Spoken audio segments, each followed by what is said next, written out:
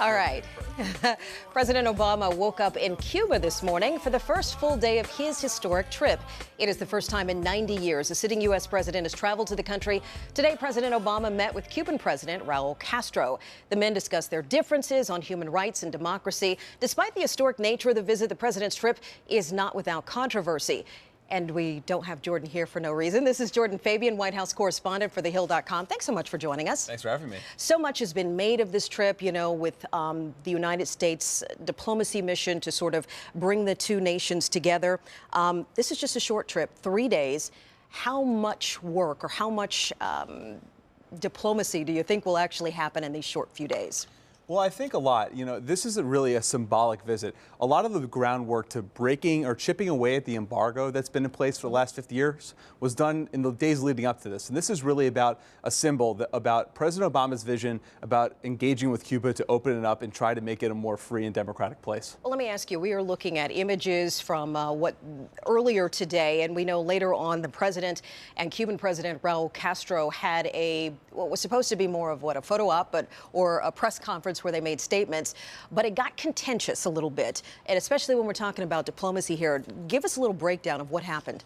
Well, Cuba and the United States could not be more different when it comes to human rights and press freedoms, and that was on full display during the President Obama's press conference with Raul Castro. First of all, it's remarkable that Raul Castro took questions from the American press, and then he got very testy when he was asked about the Cuban government rounding up political prisoners, cracking down on free speech, and these are things the president pushed him on, and this was part of the president's visit there, that he believes that engaging with Cuba, rather than having the policy of isolation that we've had for the last 50 years, is the way to make them change. And we saw that today at that press conference. Let me ask you a little bit of behind the scenes there from your perspective, because you cover this. You knew in advance that this wasn't necessarily a Q&A session. It was just supposed to be statements.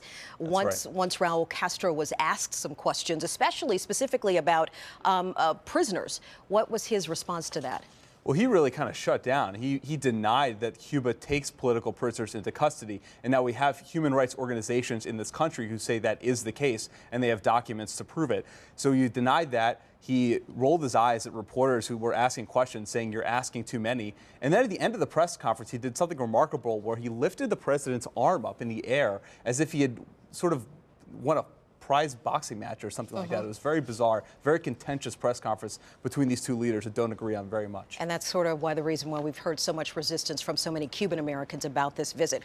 Real quick here, I want to change the page just a little bit. Now that the administration has cleared the way for travel to Cuba directly from the U.S., tourists are now lining up to book trips. In fact, our 6 p.m. producer Kimberly Brown just got back from Cuba Saturday. Kimberly joined us now on producer cam in the control room. Kimberly, what was it like? What did it look like? Were you welcomed with open arms?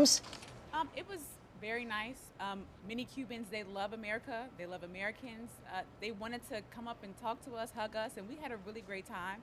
It wasn't at all as regimented and serious as I expected. I mean, it was like, visiting any other country. They really loved Americans and welcomed us there. I know we've got some pictures of your visit, if we could show some of them. When you got away from the touristy area, these are some of the, we know some of the classic cars that folks want to see downtown Havana. When you got away from the touristy areas, though, what was it like? What did you see?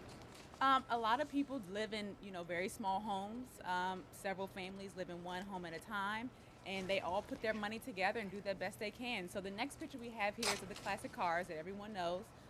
The next one I'm going to show is of the Cuban homes that many people have. We also went to a school. There's a classroom that you're going to see next. It looks just like the classroom we have here. There's a library. In the library, you notice there aren't that many books, and they need a lot more there, a lot more resources. And the last picture I have is of myself with some of the kids there. They were just excited to speak English and count in numbers and learn the days of the week. So it was a really great time. Thank you for sharing your perspective. We certainly appreciate it. Kimberly Brown, our 6 p.m. producer. Jordan Fabian, thanks so much for coming in. We appreciate your perspective and giving us a little bit of behind the scenes of what not everyone saw at that press conference today. Absolutely. We'll be right back. Hey, yo, I'm standing at the bar with a Cuban cigar.